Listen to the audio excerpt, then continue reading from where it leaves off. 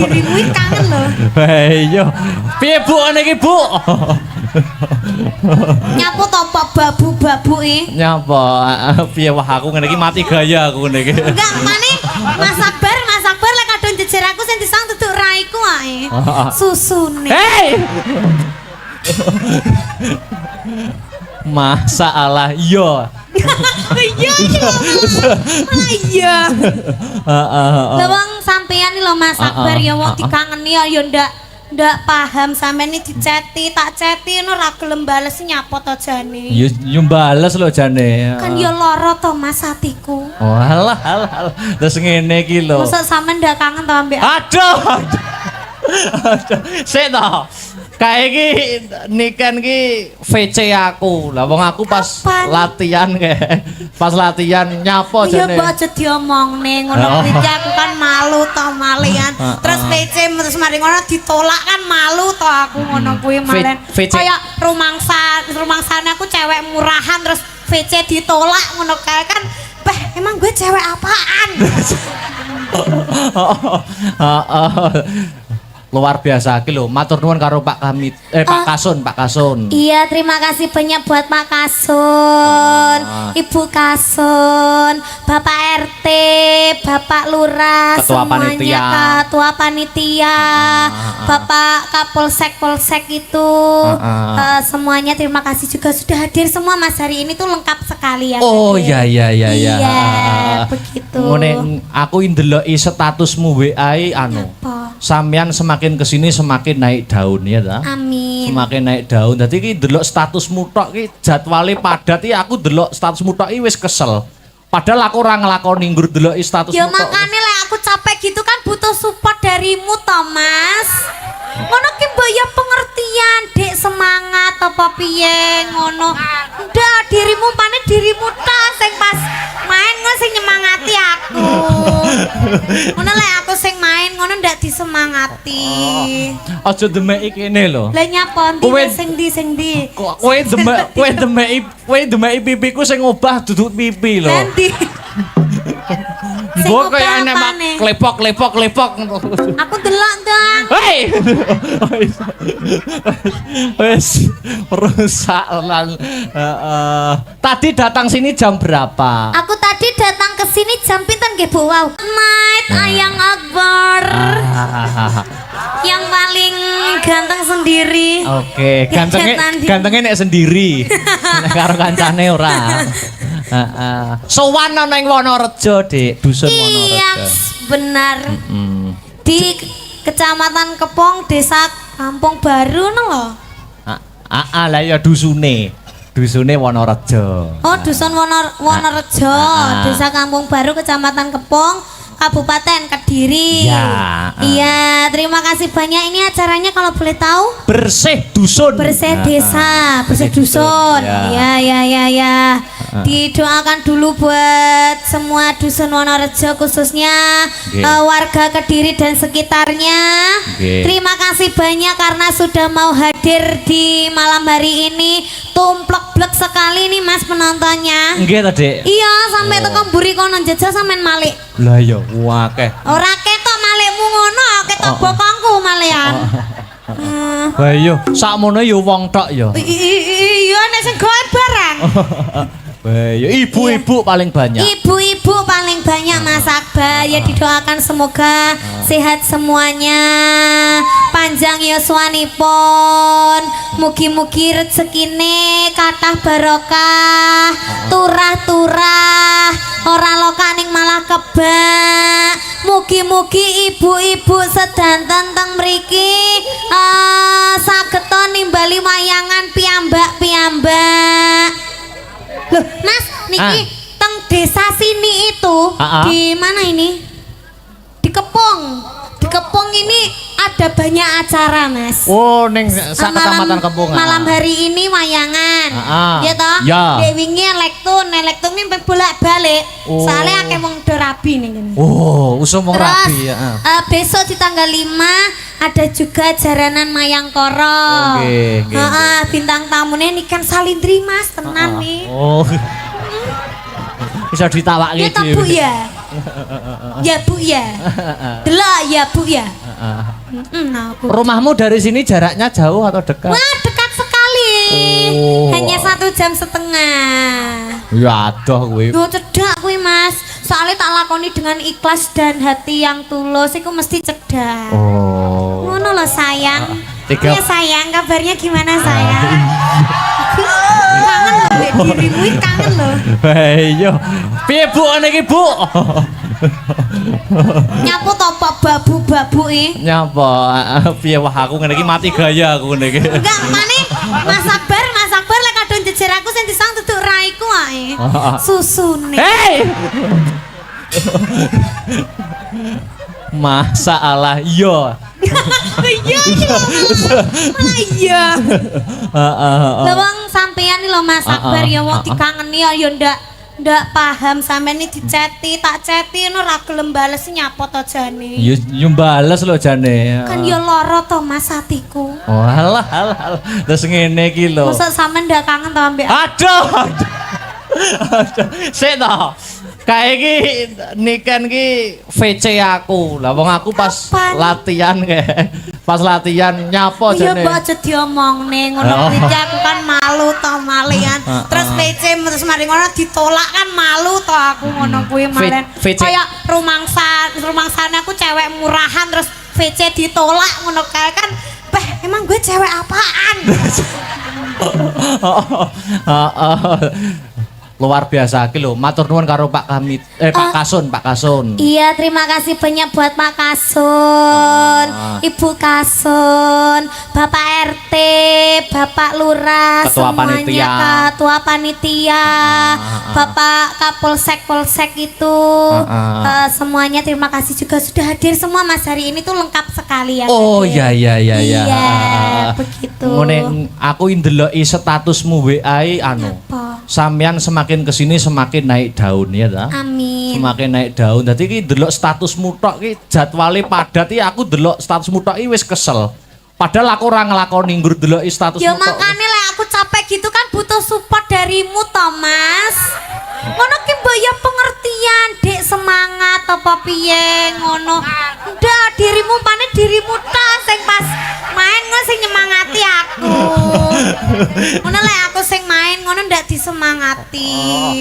Aja demeki kene lho. Lah nyapa ndi sing ndi? Kowe demeki pipiku sing obah duduk pipi lho. Nanti. Mbok kaya enek mak klepok. Aku delok dong. Hei. Wes rusak lan tadi datang sini jam berapa? Aku tadi datang ke sini jam pinten nggih Bu wau nggih? Oh jam magrib engko wau magrib. Napa? Sak bibare magrib. Oh, sak bibare magrib. Jam 10-an wau. Wah. Sik to, aku ki tanya umurmu piro to jane? Umurku berapa ya kira-kira? Mas Akbar berapa? Aku 22. Oh, aku 21. Alah, kok modelnya dipas-pasne ngono kuwi lho. Teh kontelan umure piro? Aku 21. 21 tenan ora? Ndak kemarin aku 15 tahun. Bayo. Sekarang 16. Nganu Mas. Piye? Satu hari umurku bertambah. Oh, lah umur 16 koyok ngene itu terus nek kuliah ora mangan dosene. Ya lek dosene klem dipangan ya iya. Sadurunge mangan dosen mangan aku sik. Wah, apa to Mas Akbar ki apa to? Gemes aku.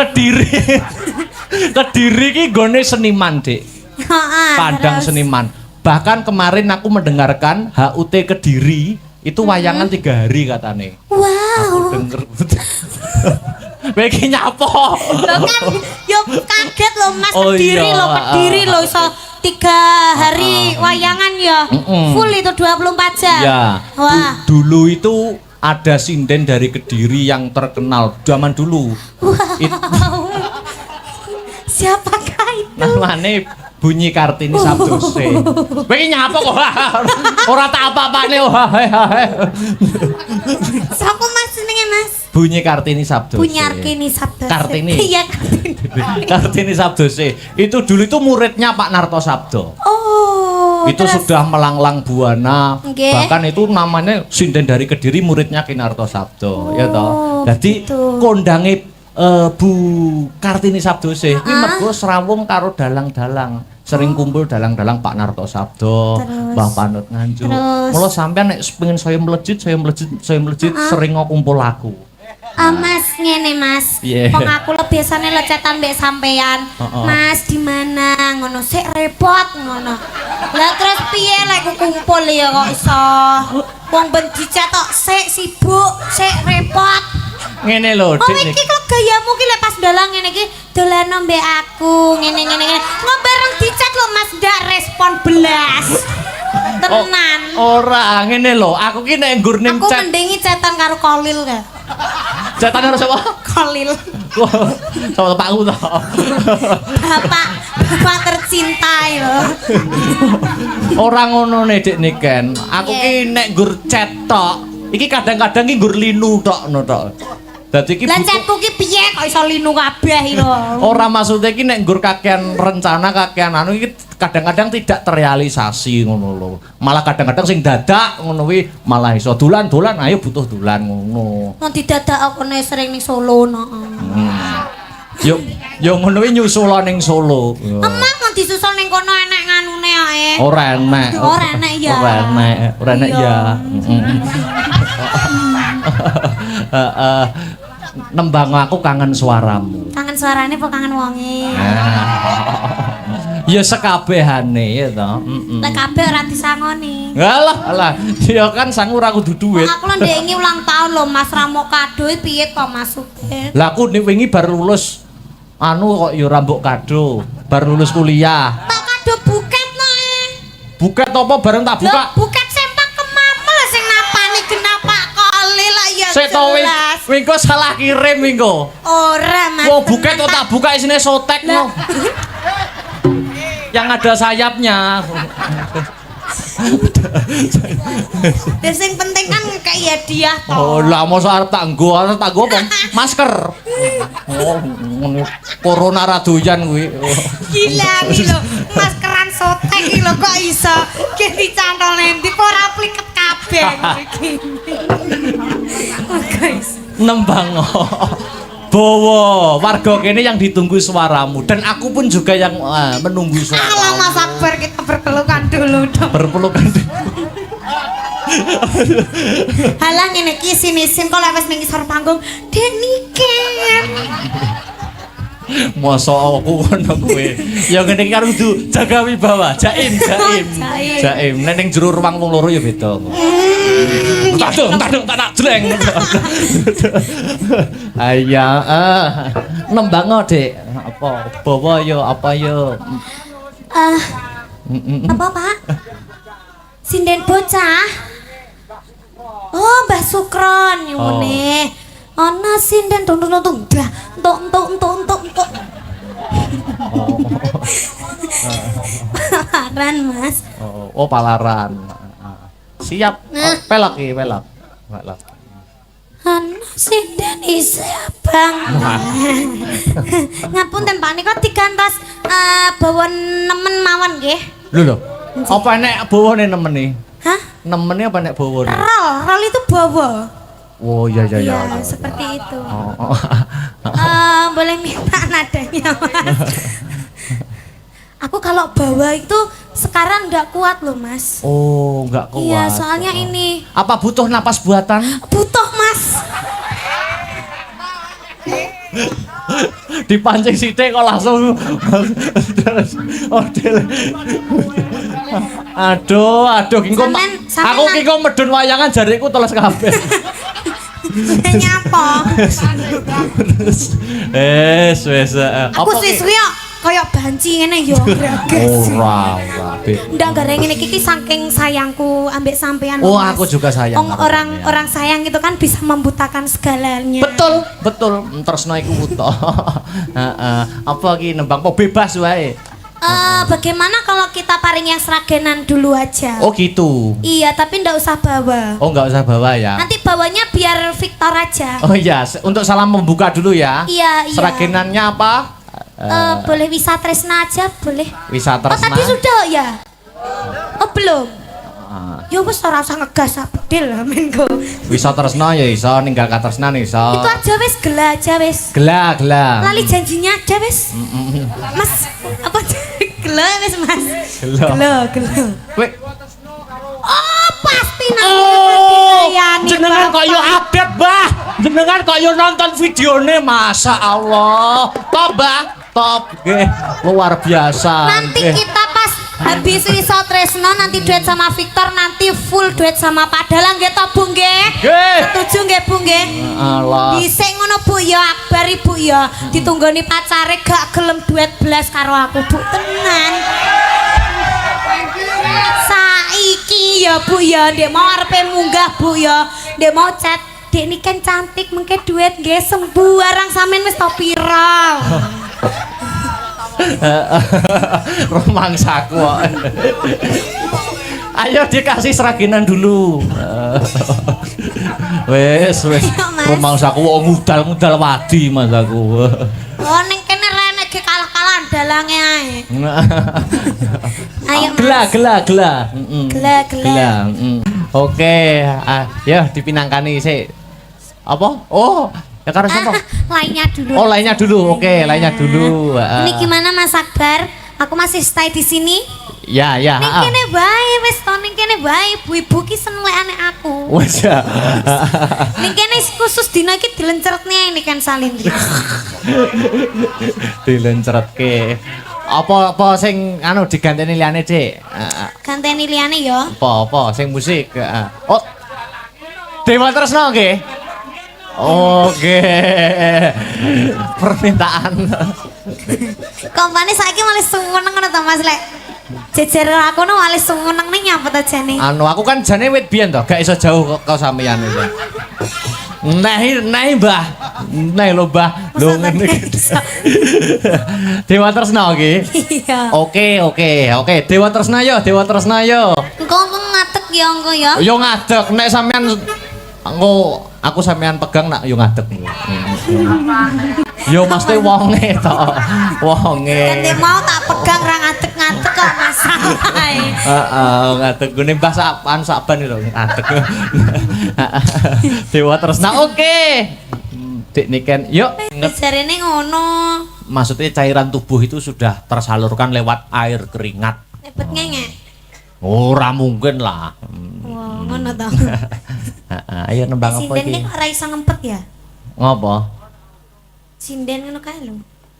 Lah sampeyan yo ngempet yo kuat no ngati goro-goro iki. Kan aku enggak kebelet tapi. Oh, gak kebelet. Heeh. Ayo. Nyapa? Yo nyanyi to mosok matun. Ya nyanyi apa? Apa ki mau ana pamundhut lewung.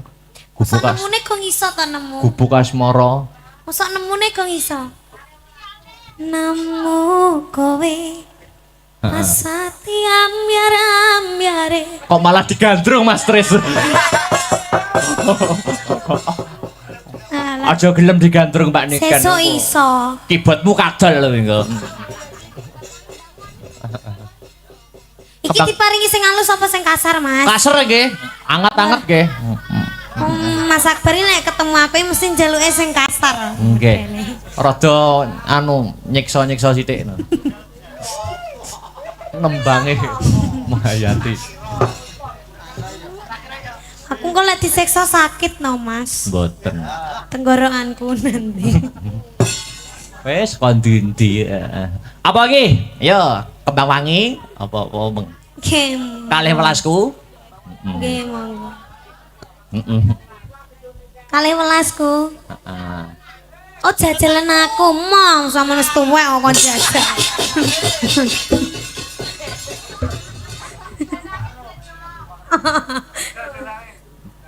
Jangan nodai keperjakaanku.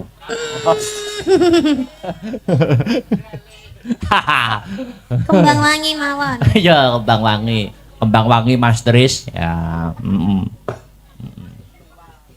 Kembang wangi, engko kleru kembang boreh.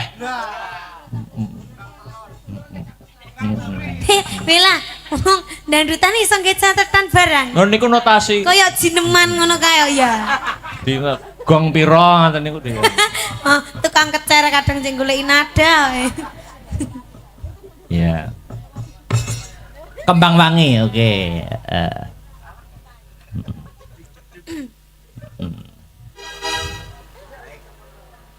Nadane nganu Mas. Nah, Nadane C. Nah, C Masteris. C ning wok. Tak kira B ning C. F. B ning apa? B ning F tak kira. B ning F. BF ke apa Mas? Itu apa ya? Iki lambemu ketatap mik ta wi mau. Heeh. Ayo kembang wangi. Monggo Mas Tris, tanjake. Ya. Dulu. Kepengen nanu. Jangan dulu. Sinden semua. Sinden semua jumeneng. Sinden semua jumeneng. Jumeneng ke depan. Nah, jumeneng kabeh. Dik niken depan dhewe mandu jogete. Depan dhewe kok pengen jlungo apa piye? Ya mesti kei jarak. Dadi dik niken sing mandu gerak. Nggo ikuti gerak dik niken. Gak mau. Pargoi. Lagune apa, Mas? Labuke gak ngatek kok. Ngawut. Masa kae buke lingkuh tapi wis ana sing ngatek. Kasepuan niku.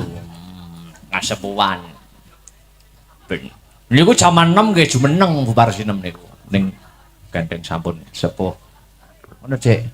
Apa ki lagune? Apa ngongkon aku iki? Yo ning kono. Ayo to. Apa lagune? Semarang. Bilang dulu no. Seraginan Ini boleh. Cantik. Cantik. Di depan sana. Seraginan boleh, musik juga boleh. Sayang ngono. Nek sayang. Nyapo, pilih nyapo aku. Ora cetha. Semangat to. Oke, ya, heeh. Apa ki lagune? Boh. Seraginan apa Anu musik? mawon. Dangdut ular kambang mawon. Oh ya. Ular kambang dipargoine ngono kan Aja. enak. Becek apa? Terus sing yoso ini ngono kucluk. Apa? Ini pargoi-pargoi lho Mas. Apa ki musik biar berarti musik. Ya no musik. Napa Mbak? Mbak napa? Soto, rawon, kroto, napa? Apa? Loh. Lah kok malah takon aku mulai lho aku ki kok.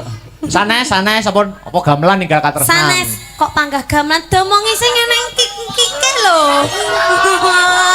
Kok ndak manuti nyaput ajane. Ya sanes. Sanes. Mas wis catetanmu apa ae ta jane? Kok rasaku lagu apa enggak kuwi? Lah malah cucur bawuk ngene aja.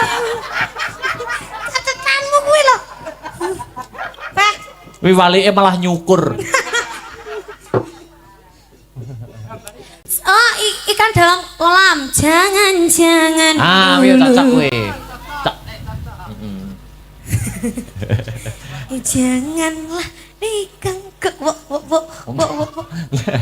Tirukan ditiken ya nggo jakete. Halah nerokne aku lek kangelan. Bisa. Ikan dalam kolam Mas Tris ya. Iki Mas Arya Ana ngarep iki ana wujuding gunung kang ingaranan Gunung Setyaka. Nanging ing kene sing tak rembug dudu perkara gununge, nanging sawangen. Sawangen ana nduring gunung, kae ana tambur. Tambur kae jenenge tambur Kyai Gurnita. Apa tambur Kyai Gurnita mau bebayani? Mangkene ya Di. Sapa wae kang wani mlebu ana negara Magata waton wong kuwi saka njaban rangkah. Tambur kae bakale muni dhewe tanpa tinabuh Werkudara. Kok iso mangkono larah-larahe kepiye? Mbiyen negara kene ratune jejuluk Prabu Bryudrata. Prabu Bryudrata kagungan garwa loro kang sesilih Retnadi lan Retnadati. 10 taun anggone omah-omah nanging durung pinaringan putra. bingung bilung-lungan penggalihe Prabu Bryudrata wekasan mentar saka Praja Magadha. Saperlu teteki Brata mapan ana madyaning alas. Saka wanter nggenya semedi tumedhak dewa saka kayangan sidik pangudal-udal pukulun Bathara Narada. Maringi wujuding woh-wohan saka kahyangan kang denarani pelem pertangga jiwa.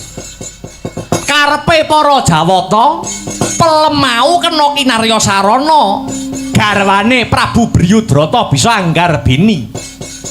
Saka bombonge Prabu Bryudrata awit wis pinaringan pituduh tanpa pamit berabat bali ana negarane Magadha. Sakwise tekan negara Magadha, Prabu Bryudrata wis dinteni kelawan garwane sakloron. Kasare wis ditinggal sewulan, kena kanggo titikan wong wedok nek ditinggal sing lanang kesuwen, rasane kangen terus ning awak ya rasane gatel kabeh. Ngerti sing lanang bojo loro ngenteni ndek ngarep lawang, sijine lawang sisih kiwa, sijine lawang sisih tengen. Ngono rita anggur nganggo daster, jero daster blas ra gawe apa-apa lho. Monggo dastere semrawang ngono kae. Kayak semune rada digrujuk banyu ngono.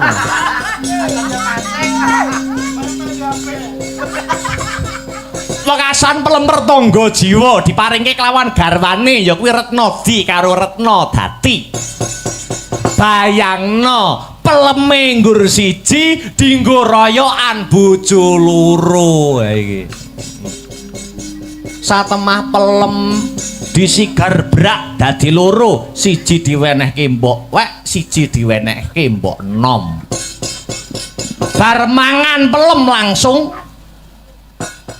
nggarbini ya kuwi 9 wulan 10 dina. Mekaten Kakang Prabu ya bojo loro meteng bareng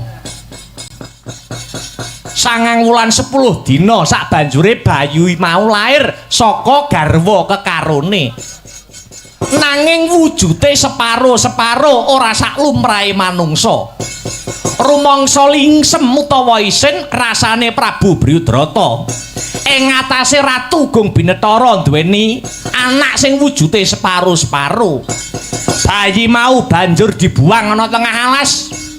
Bayi mau ditemu karo wewe wedok sing jenenge Nyai Jara. Bayi mau rinumpaka kelawan Nyai Jara, bayi separo-separo digathukke plek dadi siji, dadi manungsa lumrah. Njur karo Nyai Jara, bayi mau diparingi tetenger Jaka Slewah ya Jara Sanda. Wiwit cilik Jara Sanda ora tau srawung karo menungsa, ning srawunge karo bangsaning Satuwana. Sima, Banteng, Srenggala lan sapanunggalane. Mula ora mokal patrape Jara Sanda kae wengis amarga wiwit cilik srawunge mung karo kewan. Nuju sawijining dina Jara Sanda mau takon karo Nyai Jara, "Mbok, sak temene iki wong tuaku sapa?" Diwangsuli karo Nyai Jara, "Kowe kuwi anake Prabu Bryudrata, Ratu Negara Magadha, nanging kowe dibuang ana alas kene." Krungu dedongenane Nyai Jara muntap si Jara Sanda. Nganti nglabrak tumuju ning negara Magadha. Ketemu karo bapakne.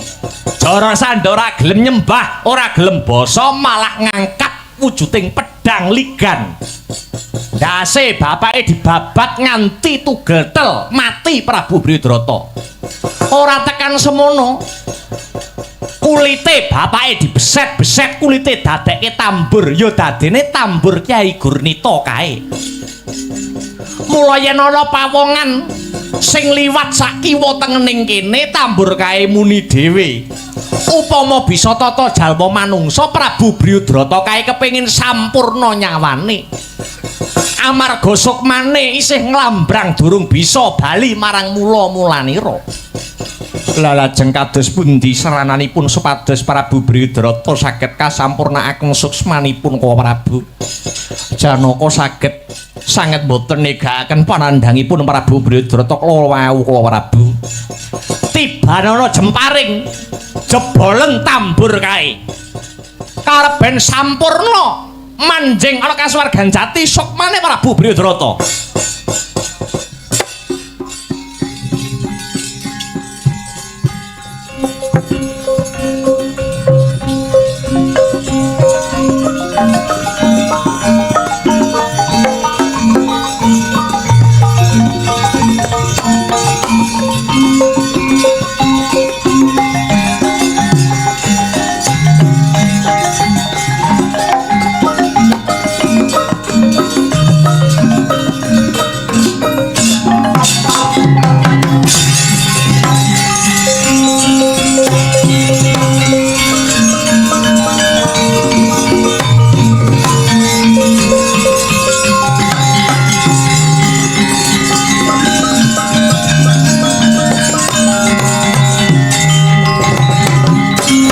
Prabu Kresna, Raden Bima, Raden Janaka banget panuwun kula. Pranyata paduka pepethinganing satriya awit saged ngentas panandhang kula. Babagan katentremaning bawana kula titip anak kula pun Jarasandha dumateng Prabu Kresna. Sumangga anggenipun badhe murba kang sarta masesa Sang Prabu.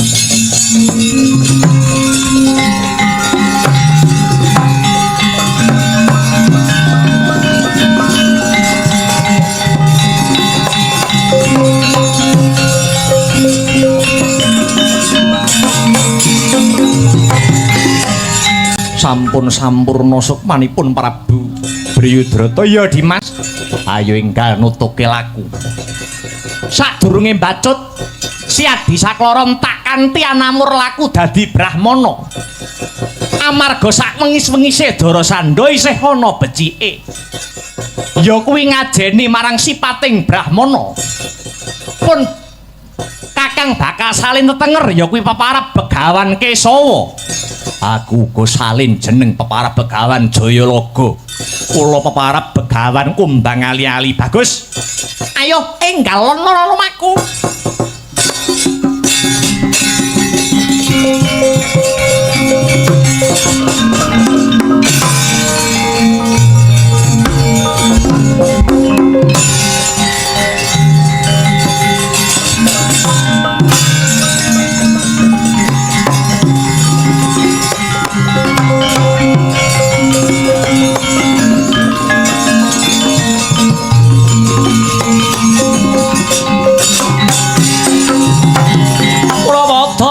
Ingsun prehaten pas paku mijil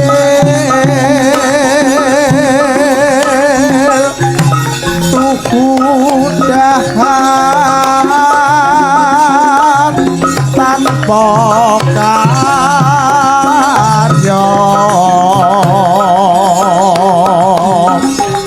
sakang rinemakan Gusti.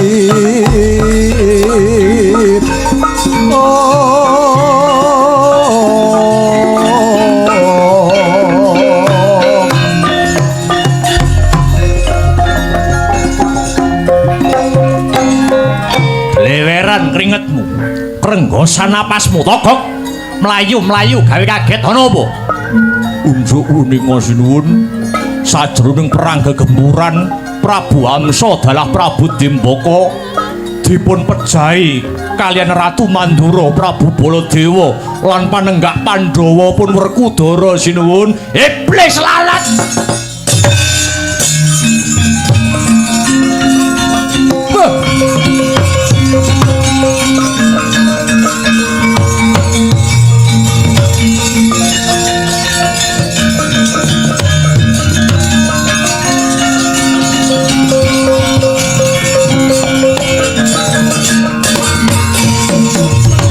Malane ngelak leketeking jagat gelag-gelang pumaswaning jajelar sukertaning bawana. Kekuatan satria tanah Jorakna sinangga gampang. Kamangka mau bengi Jara Sandha ngimpi kang kurang prayoga tinemune jebul Hamsa Dimbaka sing tak anggep tangan tengen lan kiwaku wis pepesthuk. Kula wonten dawuh goleke juru nujum. Juru nujum sak magata klumpuke sendika.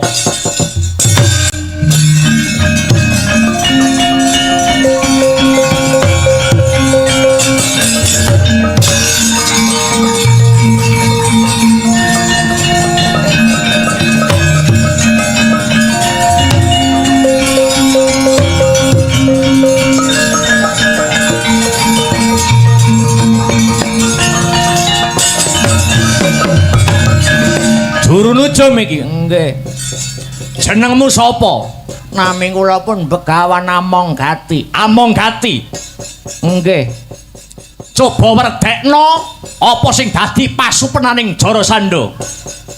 Paduka nyupena menapa Sang Prabu? Aku ngimpi yen to negara Magadha kene ketaman banjir bandang lan ringin sakembaran sing rungkat saka oyote. Kabeh pangimpenku mau werdine apa Amonggati?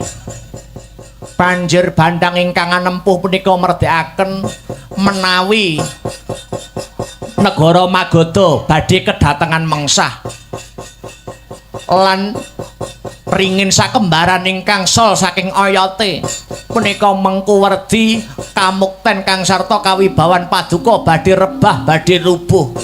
Mila paduka ingkang ngati-ngati kedah ingkang eling lan waspada Prabu Jara Sandha dikon merdeke malah mecang kaya wong kerang bangsat.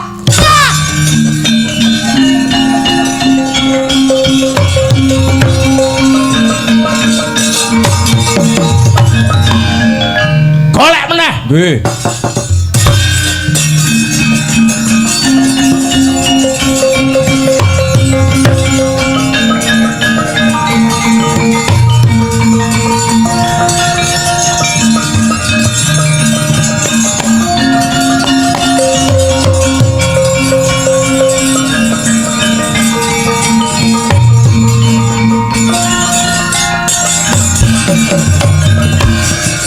Sapa iki? Nami kula Sabun.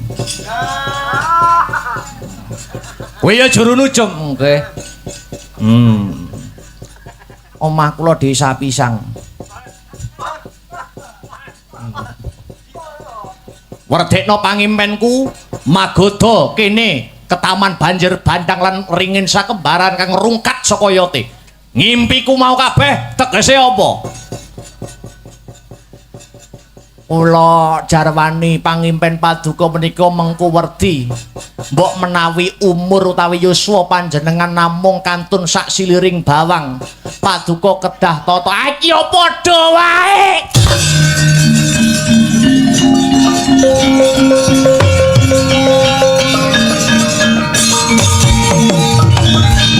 Isih ana ora? Pun telas. Golek neh, ora golek ora biabat gulumu.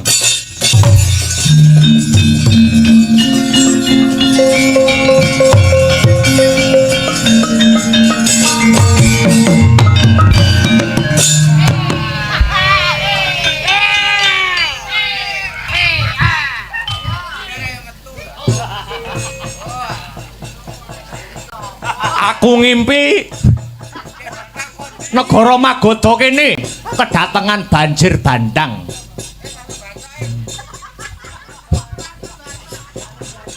Ringin loro sakembaran rubuh merga kesempyok banjir bandang. Kuwi tegese apa juru nujum? Sego. Lho. Sego piye to iki? Kuwi jane bangsane ngopo? Ngimpiku iki werdine apa? Ngapunten kula nek perkara merdekne ngimpi mboten saged. Nek kon jenengan wonten undangan slametan dunduren wapa kunjungan ngoten Iki padha ae wong genah malah dikoren.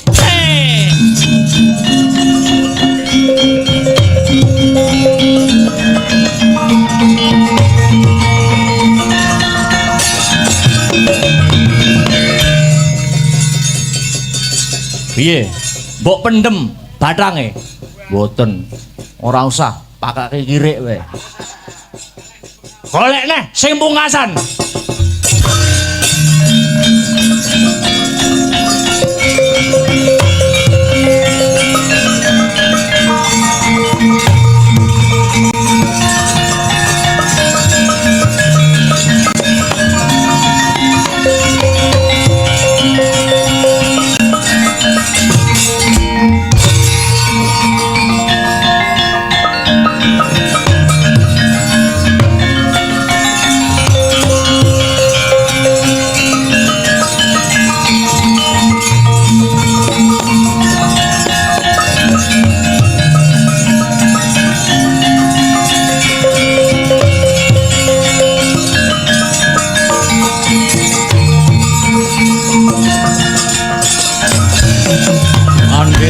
Karya wangsit pindha kumbang ajaping tawang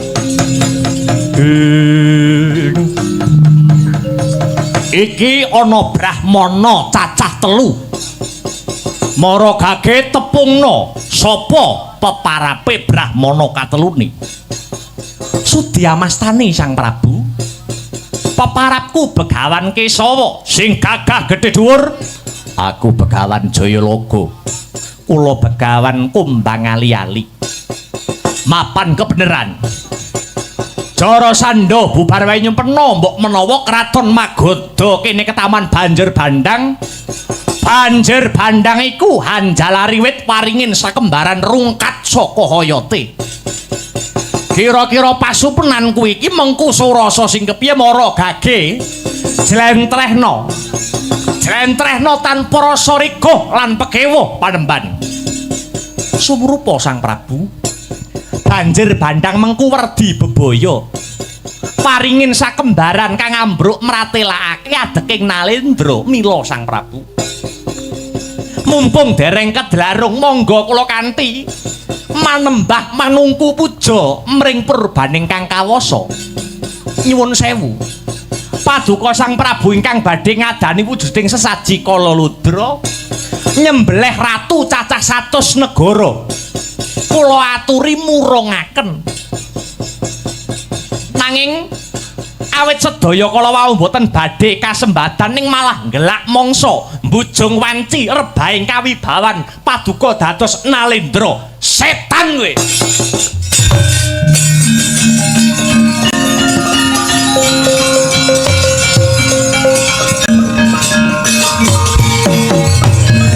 Kowe arep jlentrehke pangimpenku monggo. Ning aja pisan-pisan kowe nyenggol babagan Kalaludra. Merga kuwi kapitayanku. Tresmak bathok mata mlorok ora ndedelok. Jebul yen mu ngugemi kapitayanmu babar pisan ora nglandhepke kawaskitanmu. He Jarasandha. Sejatine aku dudu Brahmana, aku Ratu Ndarawati Prabu Kresna. Pamonging Pandhawa. Dene ana mburiku iki panenggak Pandhawa Werkudara lan panengah Pandhawa Si Arjuna. Ayo arep apa kowe? Ya.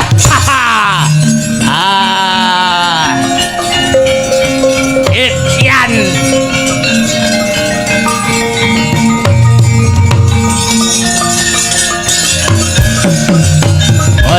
Bojleng iblis laknat padha kekucekan. Iwak kecemplung wuwu tange wisaning mlayu. Ayo keroyokan Jarasandha. Ora watak satriya tanah Jawa main keroyokan. Pilihan siji ngantarane wong 3 iki sing gedhe dur kon ngadepi aku Werkudara. Kowe sing dipilih Yayi, metu tak blengkat nyawane.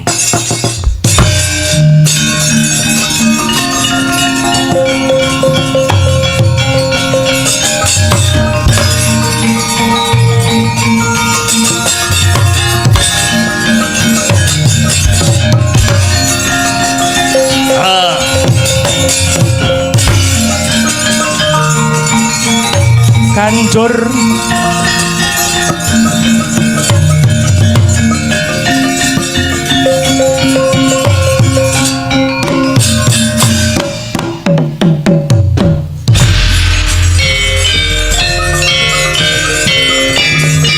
Oh.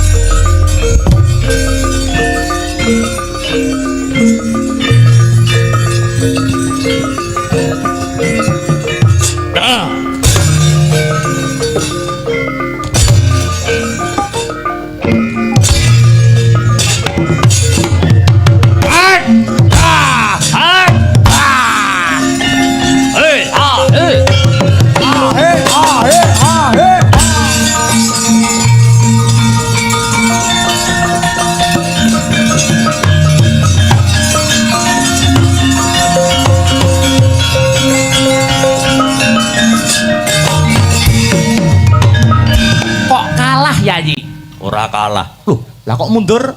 Leren. Si Adi mesti lali dongengane pun Kakang ana ngarep mau, gitu. Jara Sandha linahirake lantaran sigaran pelemper tangga jiwa. Sandangan sing pating gedubel kae kanggo nutupi pengapesane. Yen si Adi tanggap apa sing tak kandhake iki tak kira ora perlu ngentekke tenaga anggonmu ngrampungke si Jara Sandha kae.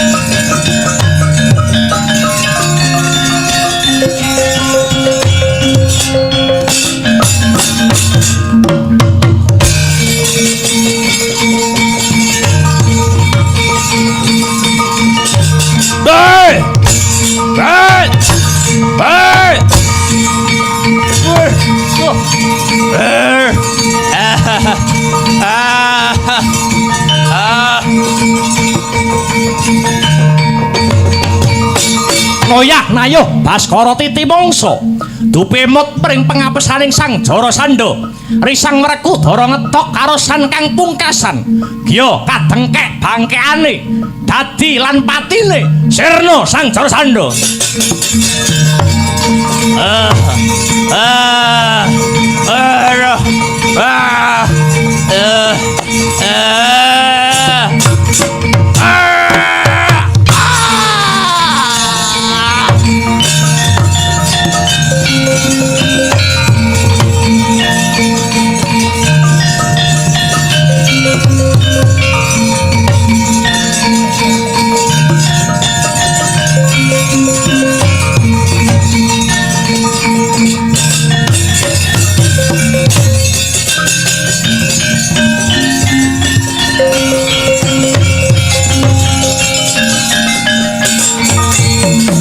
Dino karto mretar tamtu tantune utama titi sagugure Jara Sandha nom-noman kang sumusul nyedhaki kunarapane Jara Sandha kowe sapa Kisanak? Kula putranipun Prabu Jara Sandha nami kula pun Jayatsena. Kowe arep bebela patine wong tuamu babar pisan mboten. Kados sampun sak terpipun Kanjeng Rama Prabu Jara Sandha nampi karma ingkang kados mekaten. Sayektosipun boten kirang-kirang anggen kula suka pemut nanging Kanjeng Rama boten dhahar atur kula. Syukur kalamun kowe ngerti marang kaluputane wong tuamu. Magoda kene dadekno kamuktenmu magoda kene wiwitana nandur bebuden kang rahayu. Ngestokaken dawuh sinuwun. Luwarana Ratu 97 sajroning pakunjaran sandangana sandangan sing becik krana bakal sun kanthi marang Praja Ngamarta ngadani sesaji Raja Suya. Nok-nok dhateng sendika Dara piye? Ayo enggal bali ana praja. Lewat tepining lepen tempuran kang bening tirtane Werkudara ngestokke dawuh Kresna kakang. gumeling si cincin kuling cakune kuruk rotean malungi matandane wancine wis kaketenjang impang panderita mencorong remangajak ning kerajaan ayu tumandang makasih.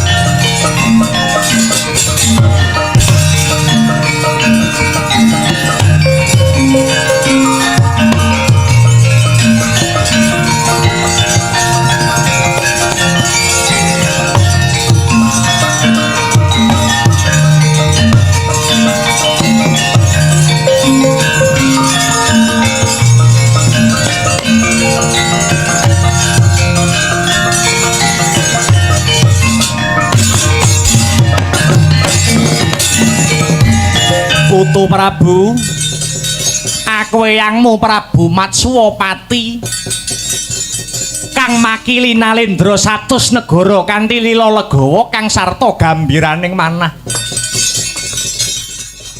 Wis nedya nyembadani undangan nanggone para Pandhawa ngadani upacara syukur Sajraja Suya.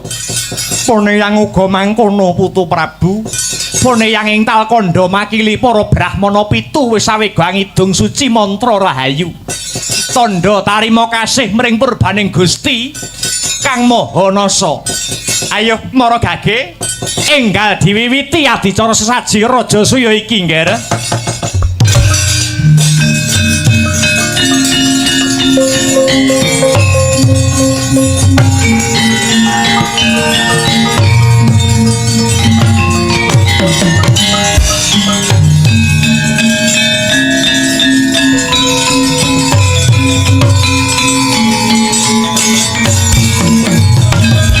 Purwa Madya Wasana upacara sesaji Raja Suya sampun kaleksanan. Pramila saking menika dulur Pandhawa dipun sekseni sesarengan nggih. Sampun kasembadan anggenipun ngadani sesaji Raja Suya rak nggih ngoten. Kanthi wontenipun sesaji Raja Suya Prabu Puntadewa pinaringan gelar Ratu Samrat, Prabu Kresna pinaringan gelar Pamong Agung. Geger Jawi.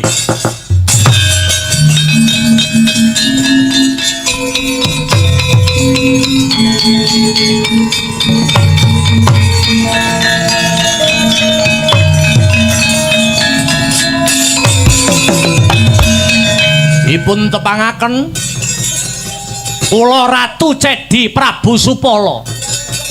Kula mboten sarujuk wontenipun sesaji Raja Suya menika. Prabu Puntadewa diparingi gelar Ratu Samrat, Ratu Agung. Sing agung niku napane? Ratu kelemar-kelemar kaya laler apa maneh Prabu Kresna. Dinobatke dadi Pamong Agung. Wah, saya gembelo ndase.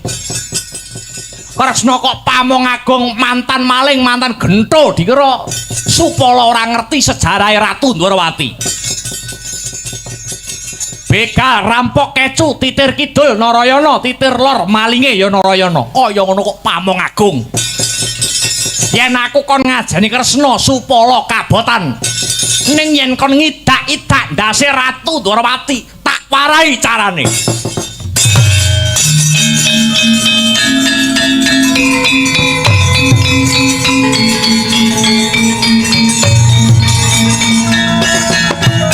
Eleng-eleng Prabu Kresna titise Sang Hyang Wisnu ora rengu ning malah gumuyu jroning kalbu. mireng sumbaring risang supala eseming lati Ratu Ndwarawati mahanane murep ponang Jaja ndadak sakala Kyai Cakra Baskara ingkang mubeng seser dasare saklapa gedene medal saking telenging Jaja sigara lumayang ngener marang janggane sang supala amung sagebyaring tatpit Punang Cakra wis mungkasi gesanging sang supala katingal tugel tel sirah gumlundung aning Jrambah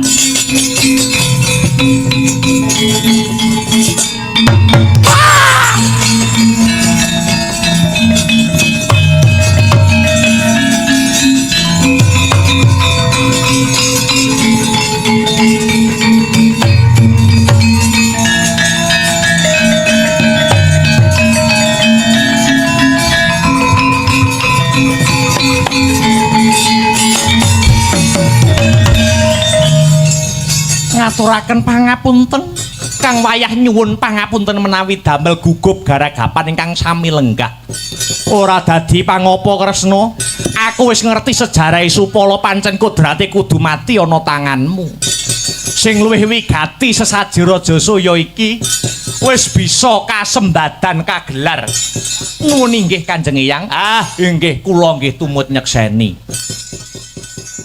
sing becik dadya patuladan kang ala kagiles anut lakuning jaman lelakon Pandhawa Syukur Saratri king kinarya kaca benggala sak beja-bejaning jalma manungsa ya kuwi manungsa sing sabar lan narima sarta tansah ngegongaken ing raos syukur ndara paripurna